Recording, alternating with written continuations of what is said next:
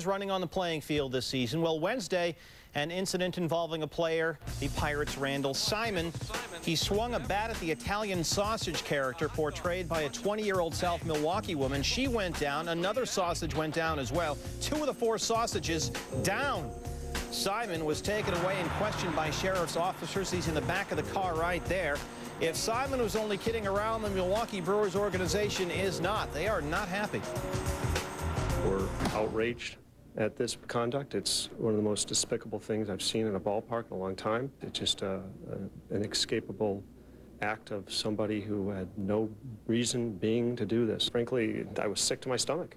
And my immediate concern was it looked like they fell abruptly, they fell hard, and you know, I was mostly concerned that they were okay.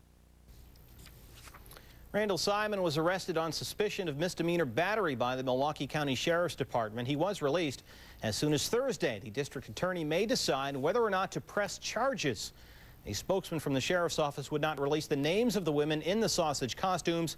They were interviewed at Miller Park. She says both sausages were treated for scraped knees, but they had no other complaints. Meanwhile, pretty interesting baseball game. Pirates in Milwaukee, as we said. Jeff Jenkins, hey, you're an all-star, voted in on the internet by the fans. Bottom 5.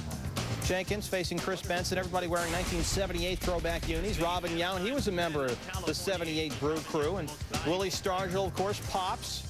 Year before the We Are Family Pirates. They're both Hall of Famers. Back to the game. Benson loads the bases, walks Jenkins on 4 straight pitches. He's an all-star. Whoa, don't mess with him. Next batter, Benson walks Richie Sexton. Glendon Rush comes in, and it's 1-0 Brew Crew. Benson allowed 1 run on 7 hits and 6. He walked 4. Here again, Randall Simon right there with the bat. Hits the woman in the sausage character costume right there. Another sausage goes down. Simon may face charges. Explaining what happened there. 1-1 in the 8th. Brian Giles into the right field corner. John Vanderwall, a top 10 nominee. Robbing Giles of extra bases. We are still tied at 1. Bottom 12. 2 outs. Sexton on 3rd. Wes Helms 0 for 5 until this at bat. Down the third base line. Aramis Ramirez. Brewers win 2-1. Brooks Kieschnick gets the win, his first since reviving his career as a relief pitcher. San Francisco at Colorado. Giants have lost 3 of 4 in Colorado this season. Bottom 1, Larry Walker. Line and a double. 2-run score. Rockies go up 3-1. Walker, now the all-time hits leader for the Rockies. Passing Dante Bichette. It's hit number 1,279 for Walker. Watch again from our squirrel cam. Squirrel's going to chase after that ball. Thinks he's found the holy grail of a nut there. He realized, oh, Peanut's over here. Can't find his way out. Sits down, watches the game. This squirrel will soon have its own reality show. Bottom 3, Rockies up 5-3. Juan Uribe. Good Coors or Anchor Steam. It would be Coors, 3-run shot, his 5th, 8-3. Top 7. Giants down 9-4. 2 runners on for Bonds. Legal flashback, batting practice before the game, and Barry going batty in the thin air. A sign of things to come. Back to reality, and the reality is Bonds had 2 walks in his only previous plate appearances against Nelson Cruz, and he can walk after this one. His 27th, it's 9-7. Bottom 8, 2 runners on for Preston Wilson, doubling down the left field line. Bellhorn and Stein score. Preston Wilson goes 4 for 5 with 4 RBIs. The Rockies end a 3-game losing streak with the 11-7 win. Bonds, career homer 640, putting him just 20 homers away from Willie Mays. On pace to reach 662 this season. Barry reaches 640, younger than anyone except the Babe, who also took 400 fewer games. That from Pedro Martinez in response to George Steinbrenner's suggestion that baseball look into Pedro's inside pitches that plunked Yankees Alfonso Soriano and Derek Jeter on Monday. In a rare emotional outburst, Boston manager Grady Little actually said, "Doggone it." Then added by pitching inside, Pedro is merely following the example set by the Yankees' Roger Clemens. Red Sox continuing their 3-game set at Skydome. Hey, Jason Varitek, you're an all-star. First ever all-star gig for the Red Sox catcher. Awarded on the internet. Top 8, they're loaded, nobody out. Varitek to left center, ground rule double. You bet he's an all-star. 2 for 3, 2 RBI. Red Sox cut it to 7-6. They tied it 7-all on a sac fly. Still tied in the 9th. Manny. Watch Manny now. Does not exactly run. Run, Manny! Hey.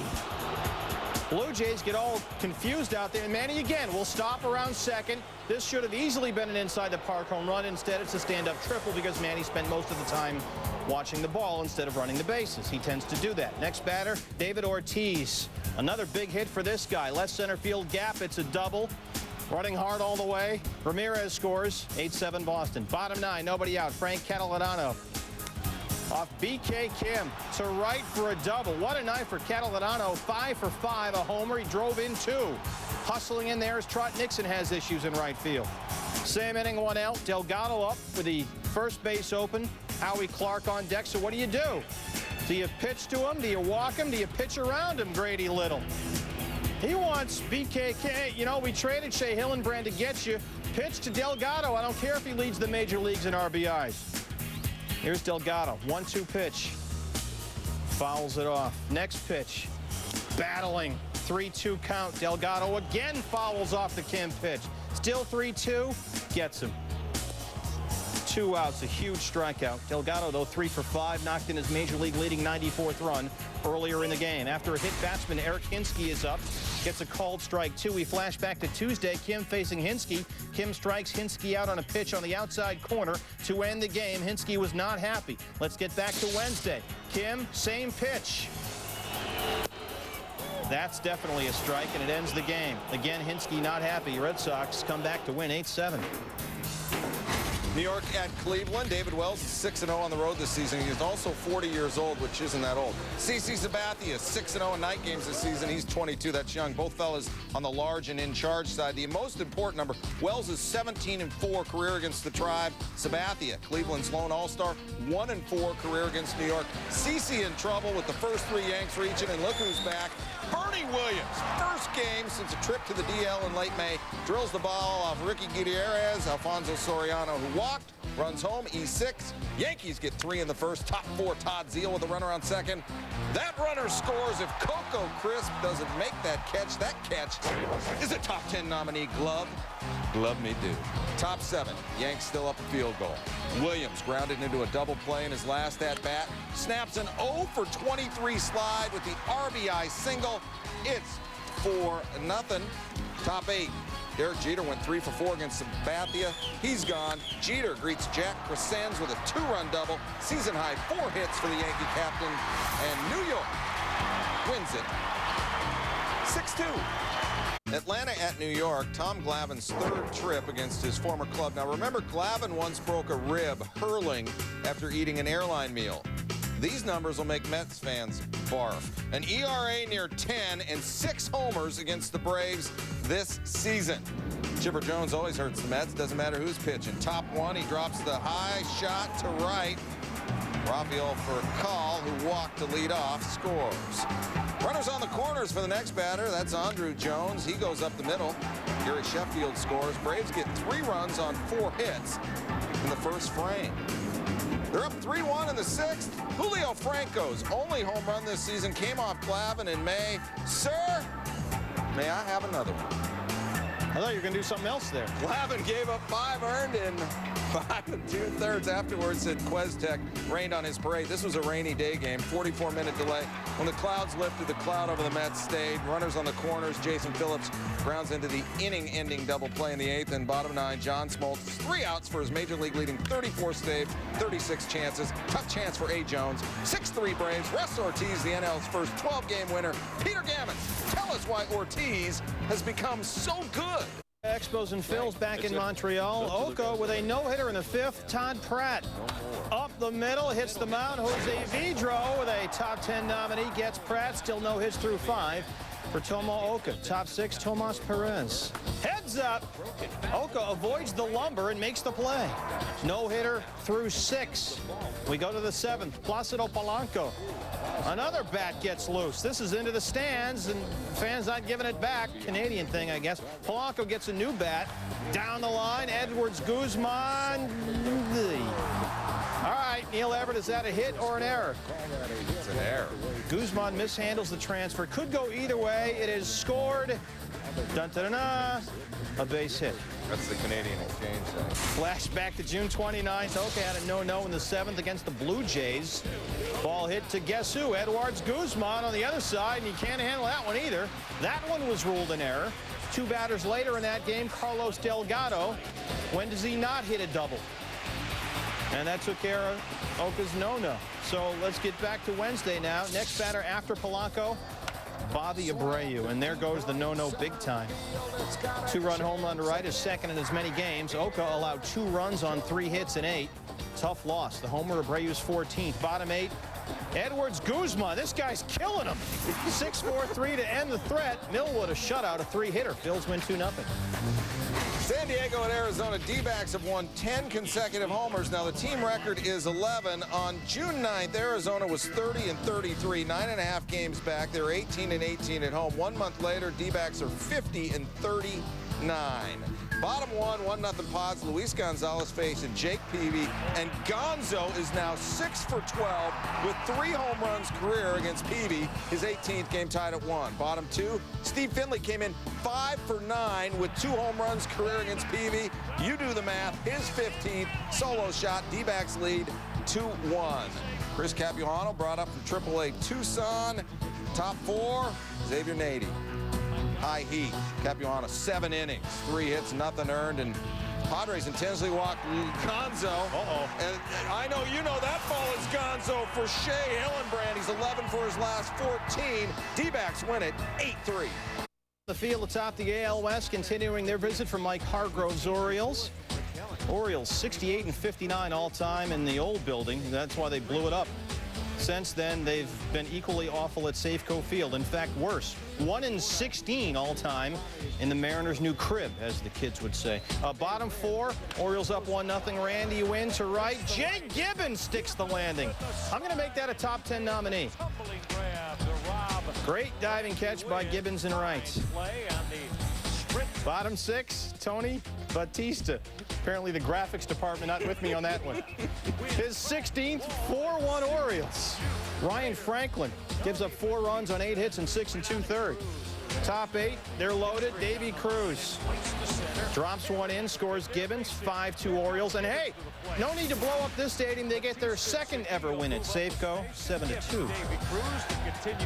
Let's go to Anaheim. Royals hope to be last year's Angels. They need a rally barbecue. We need a full screen. Through 87 games last season, you can see where the Royals were at under 40%, the Angels near 60%. And through 87 this season, well, the Royals, they're a lot better, and the Angels not so much. Top 5, Angels flashing some leather. Brent Maine making the blooper reel. Garrett Anderson, great sliding catch. We take another look and get the uniform dirty and being a major leaguer.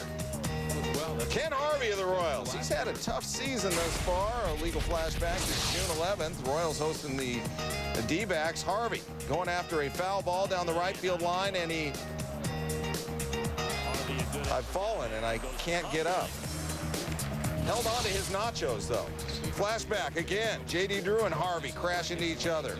In June, with the Royals hosting the Cards.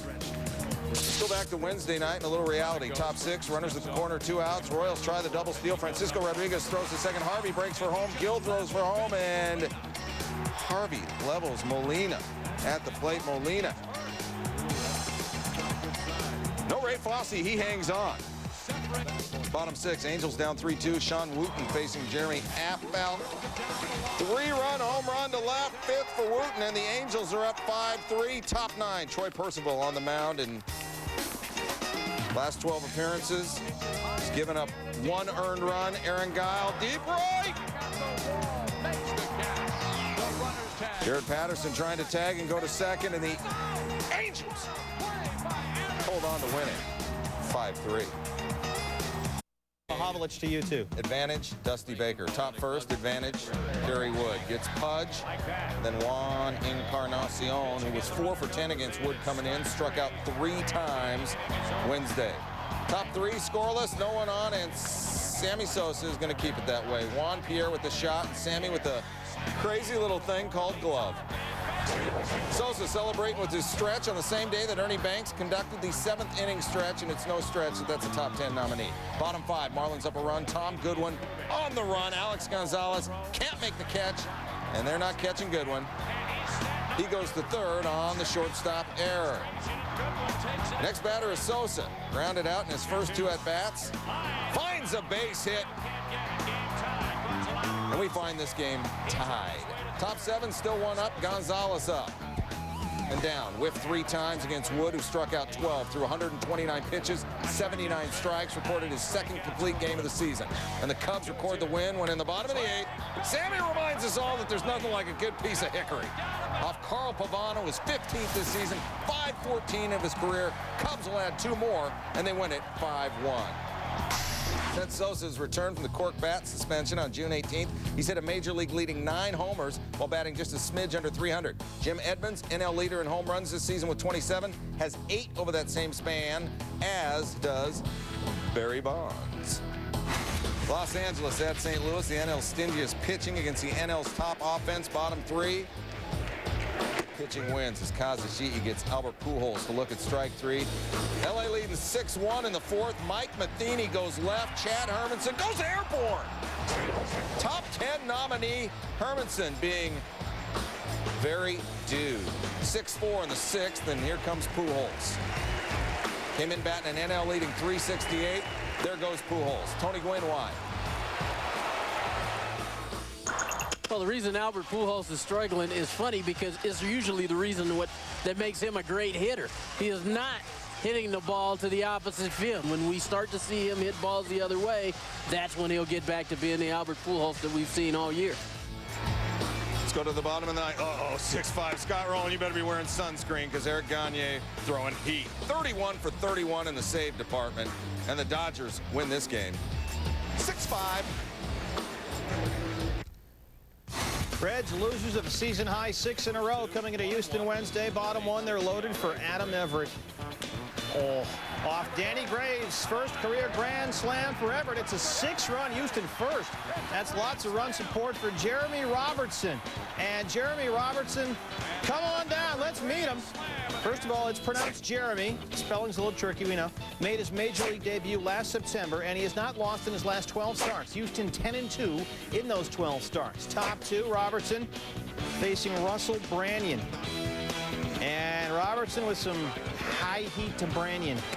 Takes care of that. Top 3, Jose Guillen. To right, Jeff Blum. Oh, mercy, Willie Mays. Support for Robertson, who hasn't lost since April 25th. Top 4, Aaron Boone. Say hi to Brett. Robertson allowed 1 run on 4 hits in 7. Struck out 7. Bottom 6, 9-1 Houston, Lance Berkman. Say hello to Lilfra. Have a good trip, Mel. Berkman's 16th, 422 feet. Robertson becomes the first Astro rookie to win 7 straight decisions. Houston wins 12-2. The Reds have now lost 7 in a row. Rogers and other Minnesota pitchers squeezed by the Quest-Tech system, the computer that judges umpires' calls, forcing them to call a tighter strike zone. Rogers says, it hurts you to a point. If there are no corners, I don't have the stuff to blow it past guys. Here's Rogers' pitch to Ryan Ludwig. Appears to catch the inside corner. It's called a ball by home plate ump Hunter Wendelstad. Bottom 4, another one to Rafael Palmeiro. Appears to catch the plate at the knees. That's also a ball. Next batter, Mark Teixeira, again on the inside corner. Rogers walked 3, allowed 7 hits in 7 innings, getting none of these calls. That one called outside. Another borderline pitch. Bottom 6, 1-1. A-Rod. His 22nd home run. Alex Rodriguez, 8 for 16 career versus Kenny Rogers. Owns him, owns. Rangers lead 3-1. Top 7, check this guy out. Foul ball hits him in the head. Loses the hat, saves the beer. That's what they teach you at fan school. Rangers win 4-1. Texas has won 3 in a row and 10 of 15. That's the only class I got an A in. Chicago at Detroit. Jeremy Bonderman, a major league leading 13 losses and losers of 9 straight. Of course, he entered this game with the game's worst run support. Carlos Lee supporting his side in the top of the first, 398 feet. First for the month of July, 14th of the season. Bottom 5, 2-1 Tigers. 2 on for Eric Munson against Bartolo Colon, and he singles past a diving Roberto Alomar. Warren Morris, who led off the inning with a single, slides home. 3-1 Detroit, top 7, 4-2. Bonderman, Udaman. Sandy Alomar goes down, and Bonderman gets the win, and so do the Tigers, 4-2. Tampa Bay at Oakland. Top two, D-Rays up 1. 2 out. The double steal, and Adam Melhuse. It's high and it's far. Well, Marlon Anderson scores. D-Rays go up 2-0. Top 6. D-Rays up 3-1, bases loaded, 2 out. Rocco Baldelli, how you like that, Dell's Lemonade? Chad Bradford gets him. Bottom 6, Oakland down 3-2. Eric Burns, the left. Melhuse doubled twice for his first multi-hit game of the season. He scores, we're tied at 3. David McCarty sack, put Oakland up 4-3, and then Adam Hyatt hitting .325 over his last 19 games. He doubles, Miggy scores, Chavez scores, and Oakland goes on to score the 6-3 win.